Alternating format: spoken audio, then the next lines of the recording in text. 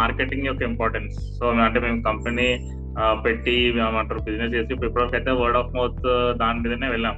So marketing యొక్క importance తెలుసు, కానీ దాన్ని ఎలా చేయాలి, దాన్ని ఏమంటారు అనేది మన ముందు నుంచి డైలమాలో ఉండే. సో మీరు ఆ ప్రాసెస్ కూడా దానికి కూడా ఒక టూల్ ఇచ్చి ఎలా అచీవ్ చేయొచ్చు, దానికి టార్గెట్స్ ఎలా పెట్టుకోవచ్చు, దాని మళ్ళీ రివ్యూ ఎట్లా చేసుకోవచ్చు అని చెప్పేసి మళ్ళీ ట్రిపుల్ సిస్టమ్ నుంచి. సో ఈ ప్రాసెస్ వల్ల ఓకే మనం ఏమంటారు దాన్ని కూడా అచీవ్ చేయొచ్చు ఈ ఫైనాన్షియల్ ఇయర్ మనం గోల్ పెట్టుకొని అని అనిపించింది. ఇంకొకటి టీమ్ మేనేజ్మెంట్.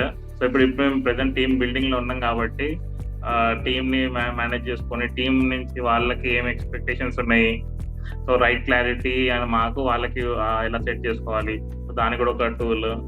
సో ఈ టూల్ యొక్క ఇంపార్టెన్స్ అనేది ఏమంటారు ఎంత స్ట్రెస్ గా చెప్పాలో నాకు అర్థం అవ్వట్లేదు.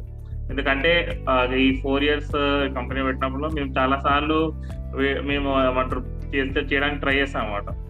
మనం ఇట్లా చేద్దాము ఫైనాన్షియల్ గా ఇలా ఒక డాక్యుమెంట్ ప్రిపేర్ చేసుకున్నాము, లేకపోతే ఒక్కొక్క దాంట్లో ఒక్కొక్కటి ఇలా చేసుకున్నాము అని చెప్పేసి చాలాసార్లు ట్రై చేసాము. అవి కొన్ని కంటిన్యూ అయినాయి, కొన్ని కంటిన్యూ అవ్వలేదు.